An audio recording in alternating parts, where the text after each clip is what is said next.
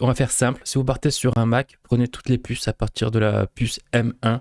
Donc c'est la meilleure. Tout ce qui est Intel, etc., trop ancienne génération, oubliez. Mais voilà, tout ce qui est au-dessus de la puce M1, donc M1, M2, etc., et tout ce qui s'ensuit, M1 Pro, tous les trucs, prenez, d'accord? Donc ce sont des bons processeurs. Voilà, vous prenez pas la tête plus longtemps que ça. Maintenant, si vous faites le choix de prendre un processeur du coup pour les ordinateurs Windows, là il va falloir se creuser un peu plus la tête. Donc il y a deux familles de processeurs, donc Intel, AMD, donc ce sont les deux seuls constructeurs. Donc avant de démarrer, comme je vous l'ai dit, le processeur, surtout dans la production musicale, ça va être le composant le plus important de votre ordinateur. Donc il va gérer tous les calculs nécessaires pour votre logiciel, tout ce qui est plugin, instruments virtuels, et surtout très important, le traitement des effets en temps réel.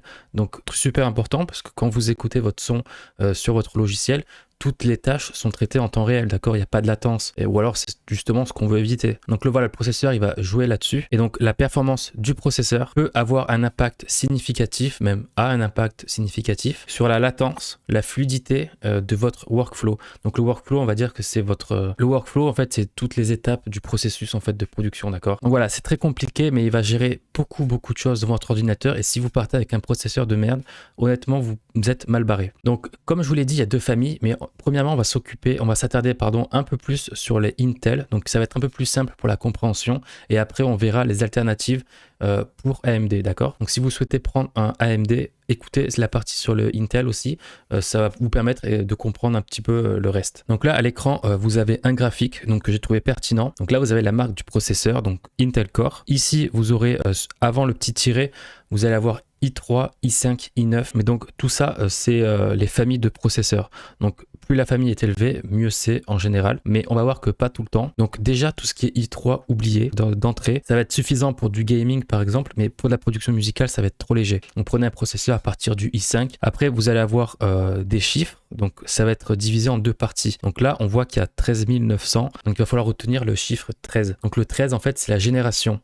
Donc plus la génération est élevée, plus le processeur est récent et plus il est fonctionnel, etc. Il y a plein d'aspects qui sont positifs, donc prenez un processeur récent et donc qui a une génération assez élevée. La suite, là par exemple, on est sur du 900, donc c'est l'identifiant, c'est pas très important, et à la fin vous avez un suffixe, donc K, voilà, encore une fois, c'est pas le plus important, c'est important à partir du moment où vous prenez un PC fixe, donc le K, je crois, enfin à voir, mais il y a des processeurs qui intègrent une partie graphique, donc dans ce cas, vous n'avez pas besoin d'acheter une carte graphique, etc.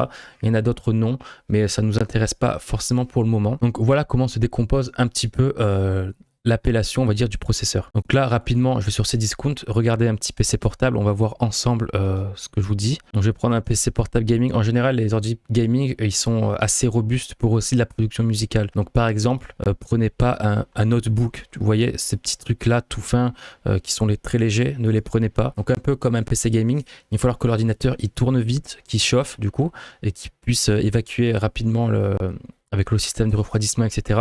Donc tout ce qui est PC très fin, etc. oublié. Donc on va prendre celui-là, d'accord? Donc c'est un Intel, c'est parfait. Donc, on va descendre un petit peu ici dans les descriptifs. Voilà, et comme là on peut voir, donc c'est Intel Core i5.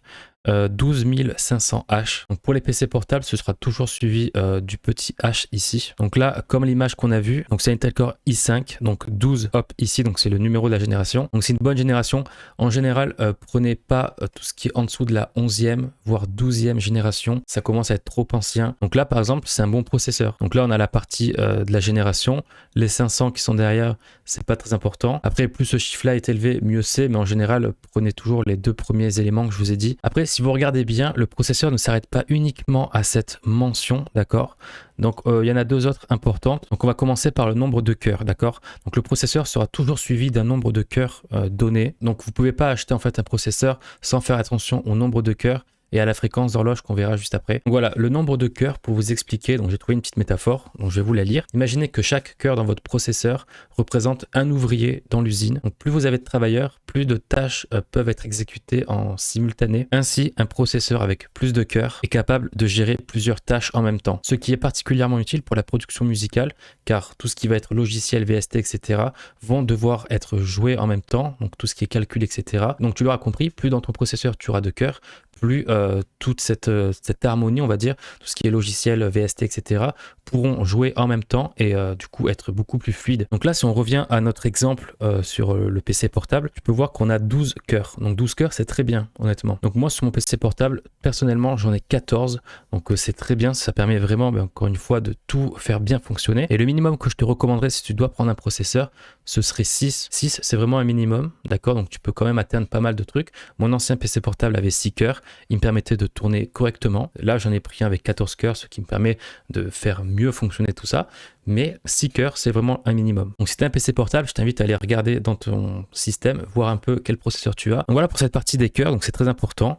Et une autre partie importante du processeur, c'est les gigahertz que tu vois ici. Donc les gigahertz, c'est la fréquence d'horloge. Donc c'est un peu compliqué, on va pas aller super loin, on va vraiment aller à l'essentiel encore une fois. Mais à chaque fois que tu auras ton processeur, ce sera toujours suivi de cette mention-là, donc 2,5 gigahertz. Et donc si je reprends ma métaphore de tout à l'heure avec les travailleurs dans l'usine, tu puisses bien comprendre. La fréquence d'horloge, elle peut être comparée à la vitesse à laquelle ces travailleurs vont fonctionner dans l'entreprise, enfin dans l'usine. Donc plus la fréquence d'horloge est élevée, plus les travailleurs vont pouvoir exécuter les tâches très rapidement. Donc au lieu de faire par exemple, au lieu de soulever 100 cartons en 1 heure, ils vont pouvoir en soulever 3 par exemple.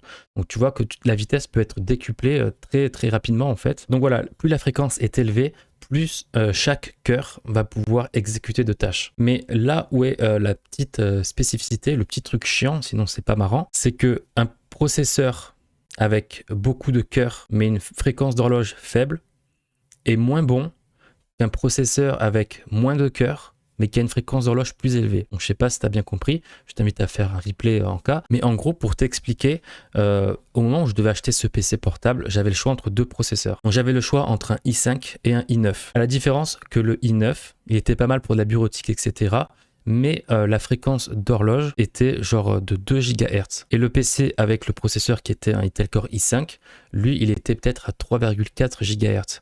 Et là, tu vois que la différence, elle est pas mal. Donc pour moi, c'était plus pertinent de prendre le processeur i5 avec une grande fréquence d'horloge plutôt que le i9 avec une fréquence d'horloge plus basse. Donc ça peut paraître contre-intuitif, honnêtement. On aurait tendance à penser qu'un i5 est moins puissant face à un i9, mais tu vois que c'est pas tout le temps le cas. Et encore une fois, rapporté à la production musicale, parce que c'est important. Si ce serait pour du gaming, honnêtement, j'aurais pas le même discours.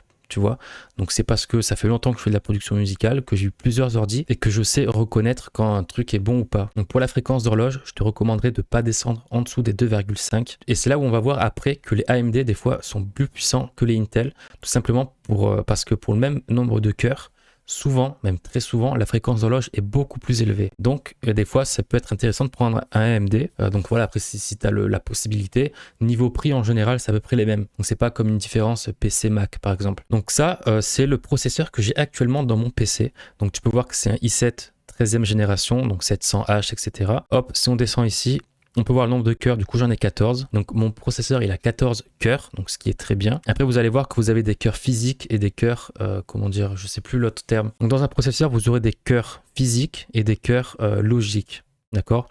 Donc la différence honnêtement c'est pas très important. Vous voyez qu'ici réellement j'ai 6 cœurs physiques et 8 cœurs logiques. Le nombre de threads etc, vous embêtez pas, elle est plus loin là-dedans. C'est déjà assez compliqué comme ça je pense. Et j'essaie de voir les fréquences d'horloge si on peut voir ça. Bon la fréquence d'horloge vous voyez ici 2,4. Okay, donc voilà, je suis même en dessous de la moyenne que je vous ai dit. Mais voilà, ça compensait avec le processeur qui était très bon. En tout cas, mon PC actuel avec ces caractéristiques-là fonctionne très bien. J'ai jamais de lag, le CPU ne crache jamais dans FL Studio. Donc là, voilà, vous avez un petit élément de comparaison si jamais vous voulez prendre un ordinateur. Je vous montrerai plus tard dans la partie sur le matériel où est-ce que j'ai pris mon PC portable parce que vous verrez que je l'ai eu à un prix qui est très très bas comparé à d'autres. Mais en tout cas voilà pour cette partie sur les processeurs. Et un dernier truc aussi, donc là par exemple je suis sur Cdiscount pour ceux qui veulent comparer plusieurs processeurs entre eux. Je sais qu'au moment où j'ai acheté mon PC, je l'ai fait pendant longtemps, enfin pendant plusieurs heures, des fois je faisais ça, pour vraiment choper le meilleur processeur qui avait le plus de cœurs, la plus grande fréquence d'horloge, etc. Donc on va faire un exemple devant vous. Donc là je vais reprendre ce PC, donc on va aller sur le site versus.com. Franchement c'est un très bon site. Donc là ce qu'on va faire c'est que je vais aller là-dessus. Imaginons que je veuille comparer cet ordi, je copie-colle le processeur, je vais là-dessus, je colle, d'accord, donc je sélectionne ici bien mon processeur. Imaginons que je vais le comparer avec lui, donc là c'est un AMD, donc la nomenclature, enfin toutes les infos qui sont là, c'est à peu près la même chose que pour Intel. Donc après, regardez sur internet des comparatifs, etc. Mais sinon, voilà, je copie-colle ça, je le colle ici. Vous pouvez en mettre plusieurs, d'accord? Mais je vais en prendre que 2. Donc là, j'ai les 2 processeurs. Si j'appuie sur comparer maintenant, on a ici, donc là, le site me dit que le gagnant du comparatif, c'est le AMD, d'accord? Donc ne pas se fier uniquement à ça, bien sûr, on descend. Et donc là, on est dans la partie AMD. Donc ils nous disent pourquoi le AMD qu'on a choisi est meilleur que le Intel Core i5 qui est ici. Donc là, on peut voir que la vitesse RAM est plus élevée. D'accord? La RAM qui est ici, c'est pas la RAM que je vous ai dit dans les composants essentiels. Ok? C'est pas les barrettes de RAM, c'est autre chose. Là, c'est les RAM du processeur, mais c'est pas les 64 Go par exemple que j'ai rajouté. Ok? Ça n'a rien à voir. Donc là, on peut voir que la vitesse RAM est plus élevée. D'accord? Donc qui dit plus élevé, normalement on dit un peu plus puissant. Les semi-conducteurs, ça honnêtement, j'en ai aucune idée, d'accord? Mais on nous dit que c'est plus petit et qu'apparemment c'est pas plus mal. Si je clique là-dessus, une taille inférieure indique que le processus de création de la puce est plus récent. D'accord, donc c'est une information en plus. Ici, on me dit que le processeur graphique est plus rapide, d'accord. Donc on peut voir la différence qui est pas mal. Une enveloppe thermique 10 watts plus basse. Donc c'est plus énergétique, d'accord. La vitesse turbo, etc., etc. Donc maintenant, si je clique là-dessus, là, ils me disent pourquoi le i5 est meilleur que le AMD. Donc le processeur, il est 23 fois plus rapide que celui-là, qui fonctionne à 2,5 GHz. Et on a 8 cœurs qui fonctionnent à 1,8 GHz. Donc ça, c'est ce que je vous disais tout à l'heure avec les cœurs logiques et les cœurs physiques. Donc les cœurs physiques, c'est ça, et les cœurs logiques, c'est ça. Donc en gros, on a 4 cœurs qui fonctionnent à 2,5 et 8 qui fonctionnent à 1,8. Et là, vous voyez que, hop, à côté, on a 6 cœurs qui fonctionnent à 3,3 GHz. Et ça, c'est très très bon. Donc là, honnêtement, si je devrais acheter un ordinateur, je prendrais le AMD. Tout simplement parce que là, ok, ils me disent qu'il est plus rapide, mais je préfère avoir 6 cœurs qui fonctionnent à 3,3 GHz plutôt que tout ça, d'accord? Après, voilà, c'est appliqué à la production musicale, d'accord? Le site, il sait pas ce qu'on va faire de l'ordi. Ok, donc ça, c'est mes recommandations perso. C'est ce que je vous... Voilà ce que je vous recommande. Et les threads qui sont ici, donc si vous ne savez pas ce que c'est les threads, même moi, je crois que j'ai oublié cette notion-là, honnêtement, parce que ça fait longtemps que je ne regarde plus les composants pour ordinateur. Mais si je clique là, enfin si je mets ma souris dessus, un nombre de threads plus élevé correspond à une meilleure performance, particulièrement en multitâche. Voilà, c'est pas plus mal aussi d'avoir plus de threads. Donc après, voilà, il faut faire des compromis. Donc soit vous avez un peu plus de cœur, moins de fréquences d'horloge, etc. Mais en général, avec toutes les infos que je vous ai données, c'est censé être un peu mieux. Mais en tout cas, voilà, ce site, il est très sympa pour faire ça. Et voilà, allez sur Cdiscount, Amazon, etc. Si vous voulez prendre un PC portable, toujours.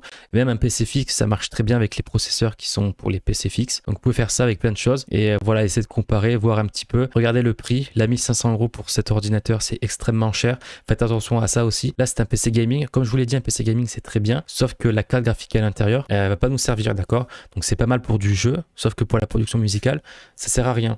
Donc si par exemple de ce PC, on pouvait juste enlever la carte graphique et garder que le processeur, par exemple, ce serait sympa. Mais bref, avec le site que je vous montrerai plus tard, on pourra le faire. Donc voilà pour ça. Donc, voilà tous les éléments à prendre en compte si vous voulez prendre un bon processeur pour votre ordinateur.